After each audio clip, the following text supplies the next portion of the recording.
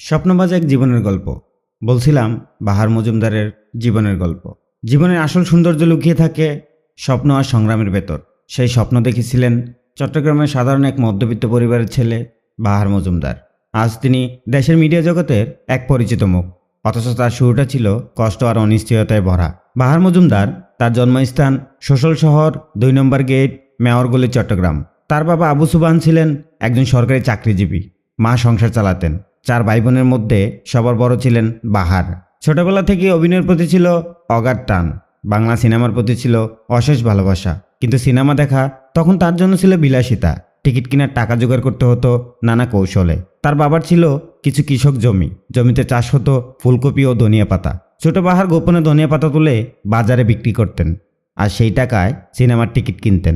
এর জন্য বাবার হাতে বহুবার মারও খেতে হয়েছে তাকে, কিন্তু স্বপ্ন দেখা থামাননি তিনি। কৈশোর পেরিয়ে তিনি পাড়ি জমান ঢাকায়। ইচ্ছে ছিল অভিনেতা হওয়ার, কিন্তু সে পথও সহজ ছিল না। প্রযোজক পরিচালকের দরজায় কড়া নাড়লেও সুযোগ মিলছিল না।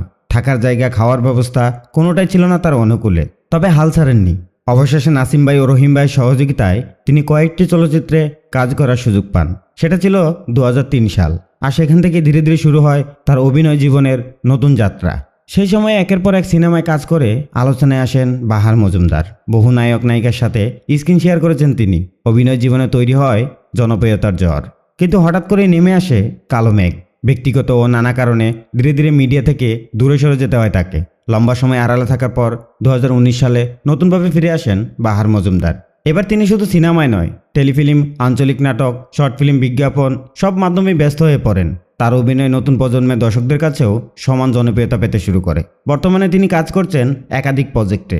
তার হাতে রয়েছে বাংলা ছায়াছবি চাঁদগাঁয়া দেবদাস, শয়তান, অগ্নিসহ বেশ কিছু কাজ। এক সাক্ষাৎকারে বাহার মজুমদার বলেন, একসময় আমি শুটিং হাউসে একা একা বসে থাকতাম, কেউ আমাকে গুরুত্ব দিত না। কিন্তু আজ আপনাদের দোয়া ও ভালোবাসায় আমি ব্যস্ততম একজন শিল্পী। সারা জীবন যতদিন বেঁচে থাকবো মিডিয়ার সাথেই থাকতে চাই। চট্টগ্রামের মাটিতে জন্ম নেওয়া সেই স্বপ্নবাজ ছেলে আজ মিডিয়া জগতের পরিচিত নাম। তার গল্প আমাদের শেখায়, স্বপ্ন যদি সত্যিকারের হয়, সংগ্রাম যতই কঠিন হোক না কেন, একদিন সফলতা আসবেই।